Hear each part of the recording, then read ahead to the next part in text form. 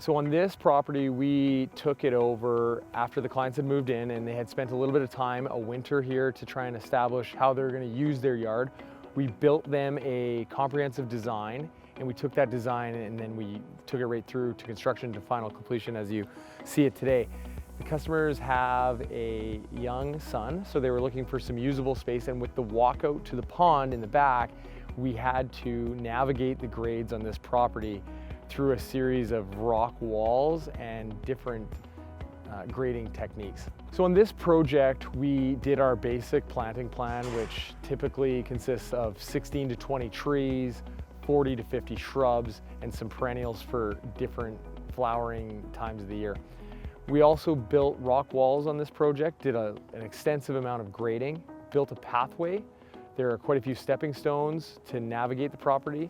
So we took this project and took it to the design phase. We did a lot of grade shots to figure out how we could navigate the property and create some nice flat spaces like we're standing on here, this patio, the upper level patio, as well as a large grass area in the back that has an ability to kick a soccer ball around or what have you. So we did that with the use of building a lot of rock walls as well as rock outcroppings to navigate that grade, and we were able to achieve a very high-end result that is both aesthetically pleasing but also very practical for the homeowner and built at a very high degree of technicality. This project was started at it was one of the first projects that we went into at the beginning of spring. It took about a month and a half to complete start to finish.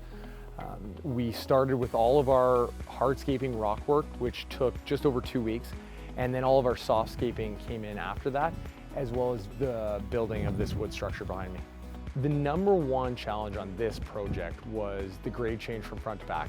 So navigating this property was very much a high priority for the customers, and creating spaces that were very functional, as the house was built on a lot that has a lot of front to back drainage, and it backs right onto a pond. So you have great views and you have an awesome house sitting on a perch, but you also now have a yard that was on a very big slope. So the number one challenge was building those rock walls in a way that we felt was both functional but also very aesthetically pleasing. All right, so in the front here we've got poured concrete curbing in place for ease of maintenance. We've got some plants and some shrubs, some feature rocks here, some columnar spruce along the side to create that like neighbor to neighbor privacy year round. Not a lot of front space to plant on this yard, so we've got some grasses here, some driveway lighting, some heads for irrigation, and then it really kind of starts here, the yard.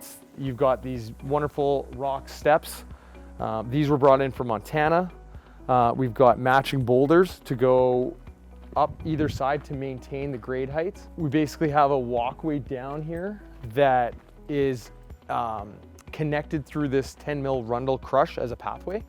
We've got bullard inlight lights on either side, staggered down to create that light overnight in case you're having that evening, get together and you want to bring people down to the fire pit.